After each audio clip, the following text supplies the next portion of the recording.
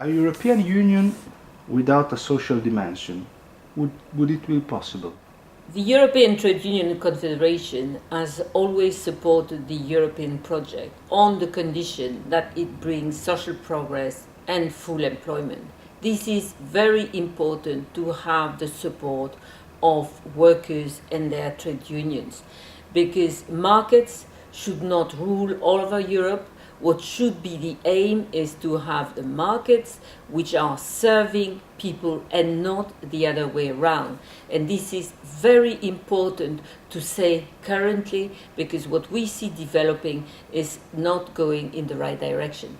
So, what are the key elements of the social dimension of the EU? The first message we have is to say that the economic policies that are being carried are just not enabling a social dimension to develop.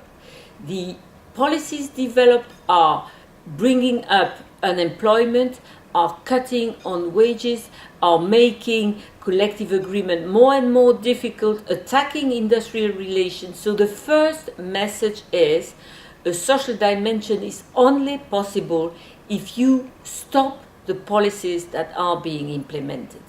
And then the next step would be to say, how do you develop the social dialogue? How do you promote the social model, which is made of public services, social protection, and good industrial relations system, and have some minimum standards at European level, which would mean that people would have a perspective to have their social condition going up and not down. Concretely, what do you propose? What we propose is quite simple.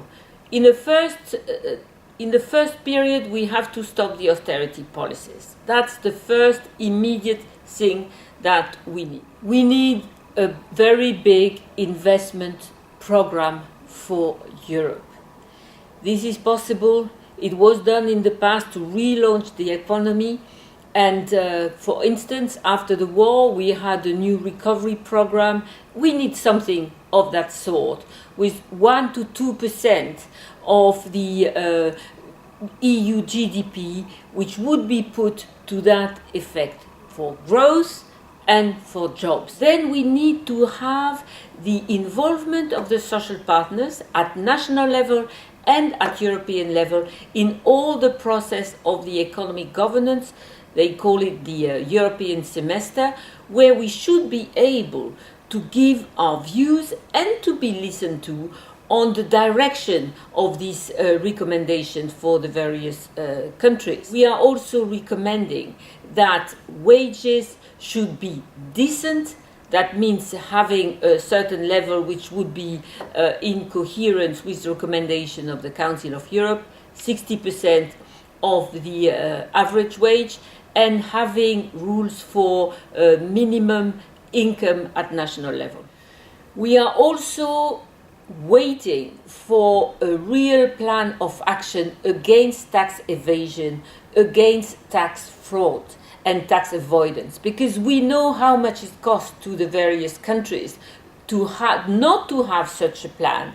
And this means that normal people, workers, have to pay for all those who are not paying their taxes. This is not acceptable. This must stop. And it's part and parcel of a social project for Europe.